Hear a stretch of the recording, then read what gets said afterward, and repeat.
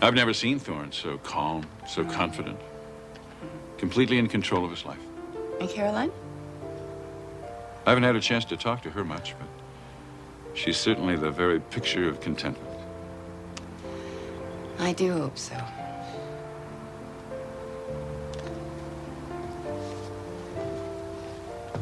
The way you say that.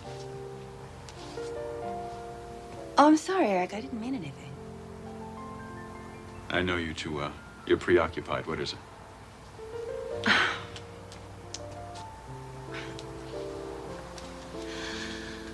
I look around at this beautiful room, and I think about our time together, which is so little, and yet I can't relax and enjoy it.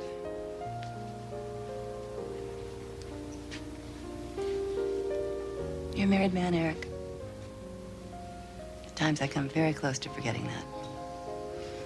I want to forget it, but it's always there. You're married with a family, and so am I. Beth, your husband's been gone for almost 8 years. That's not a marriage. I can tell you this, though. We've always been friends. Good friends. Honest, supportive, sensitive. I need that right now. You need it too. Yes, I do. Would it help you to focus on that rather than... Rather than... anything other than friendship? What would you rather focus on, Eric? Will the truth frighten you? Maybe. Let's just say I'll take whatever I can have with you, Beth. Somewhere in the deep, dark corners of my mind, I recall that identical line. A certain winter night, we were back in college. Did it work then? You know the answer to that. Well, here's hoping it works again. You weren't married then. I hadn't even met Stephanie then. I've known you longer than I've known her. Do you ever think about that? I think we better go. Before we do.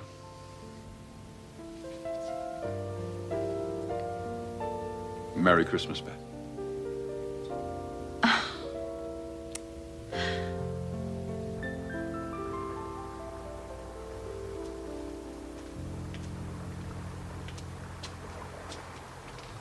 Mrs. Forrester. Oh, Charles. You were delayed in traffic? No. What do you mean? Oh, then your husband must have arrived early. He and his guest are already here. Eric. Oh, of course. Seated in the private dining room. Shall I show you in? No. I'm not having lunch with my husband today. As a matter of fact, this is an extremely important business meeting that he's having, and I don't want to interrupt him in any way. Would you be kind enough not to even mention that I was here? Of course. Thank you.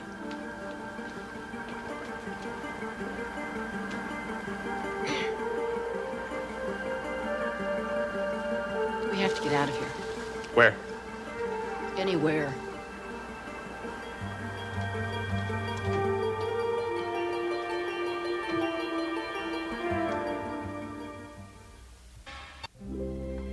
Oh, this is darling. Who did this? You like it, huh? Yes, this is the cutest tree I've seen all season. I thought so, too. So where'd it come from? Clarke gave it to me. Oh, really? Well, actually, he sent it. I didn't know who it came from. Bet you had a suspicion. Well, it's the kind of thing he'd do. This fellow's creating quite a stir. Well, isn't he? He's creative. And very good looking. Yes, he's that, too. Oh. So you've noticed. I've noticed. No more hang-ups? No, Mother. Listen, your mother would be thrilled to hear this conversation. Well, I think she's getting the idea. You talked to her? Believe it or not, I enlisted her help on Clarke's behalf. Where's my calendar? I have to write down this date. You asked Stephanie for help? Well, I want Dad to look at Clarke's sketches. Well, so ask him. I did. But you know who Clarke works for? Spectre Fashions. Oh, your father's nemesis. Well, that's why I talked to Mother. I thought she might intercede with Dad.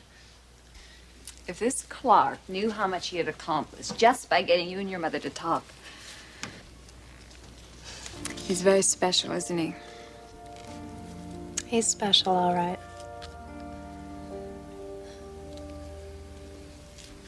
Sit down, Mrs. Forrester. I'll pick some drinks. No, I don't want to drink. Are you sure? Oh, I'm sure. Thought you might want to relax. I'm not here to relax, Clarke. Oh, I know. You're here because you didn't want your husband to see us at the club. No, you're wrong. I'm here because I want to set the record straight. What record? I have been very disturbed, extremely disturbed, by what happened the other day. The friendly gesture we shared in your living room. That should never have happened. Relax, Mrs. Forrester. There's no need to guilt trip yourself about it. That was between you and me. Believe me, I'm not going to be telling anyone. No, Clarke, I think you're missing the point. You treated me with absolute disrespect, as you did my marriage and my family.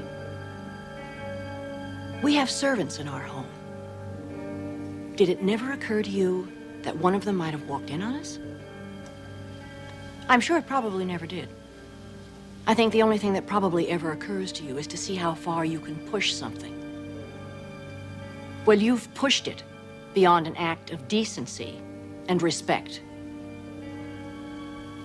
It's never going to happen again.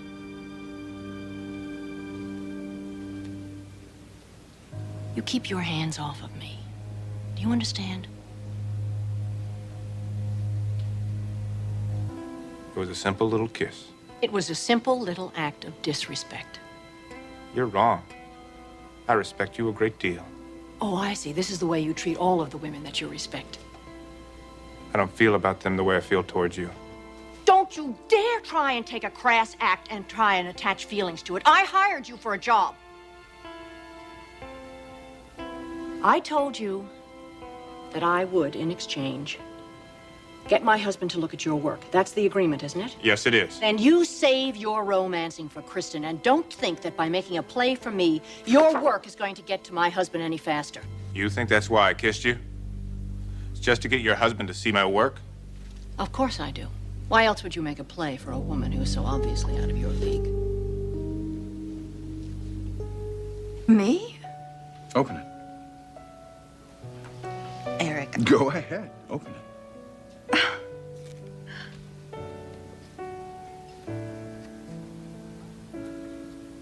Oh, Eric. I noticed you needed one. But one like this? It'll keep good time.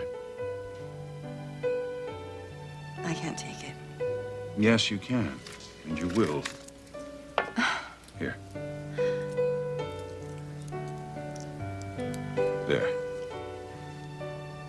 It looks good on you. It looks beautiful on me. Then you'll wear it. Can I wash dishes with it? You can swim underwater with it.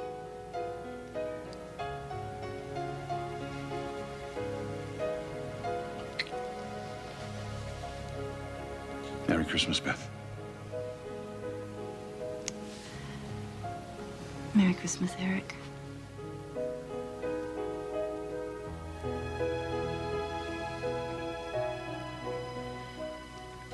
I kissed you, Mrs. Forrester, for one reason only. And it had nothing to do with your husband. It had everything to do with you. A woman I respect, admire, and find myself ever more attracted to. That's why I kissed you. And don't expect an apology, because you're not going to get one. Is this supposed to assuage my skepticism? No. At least my cards are on the table. Face down. Staring straight up. No secrets here. You know exactly where I'm coming from. Exactly how I feel. So you tell me. You'll believe me. Sooner or later, you'll have to. You want to know why? Because I don't lie very well. You'll see right through me. That, my young friend, is the first honest thing that you have ever said to me.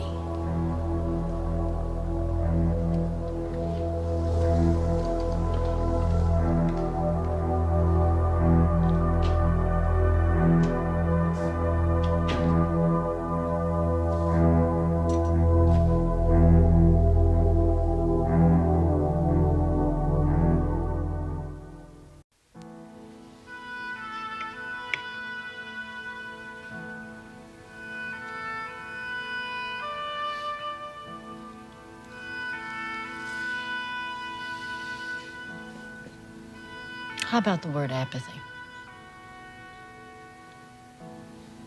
What? What'd you say? It's the most appropriate word, apathy. You feel it, don't you? Don't you? I try not to. That's the exact definition. Trying not to feel something.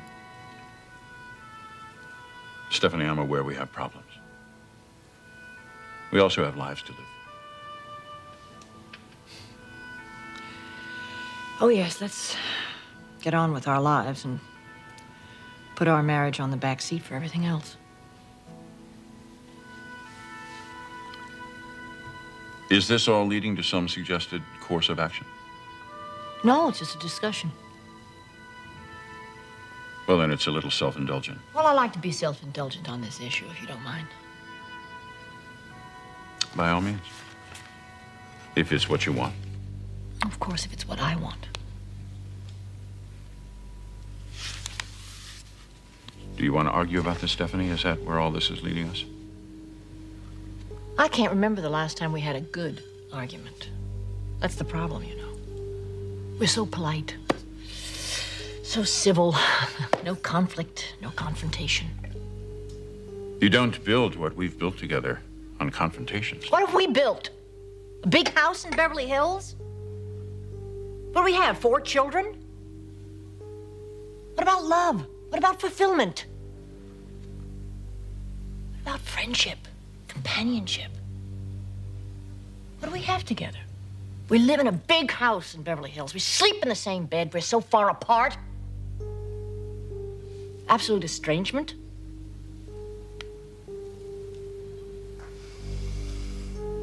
Is this satisfying to you? Is it really? Because it seems to be. No. No, it isn't satisfying to me.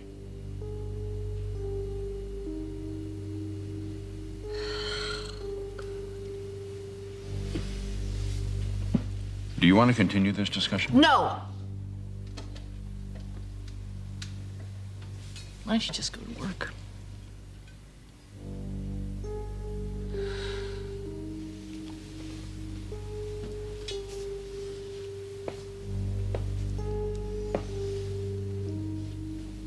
I'll see you at dinner.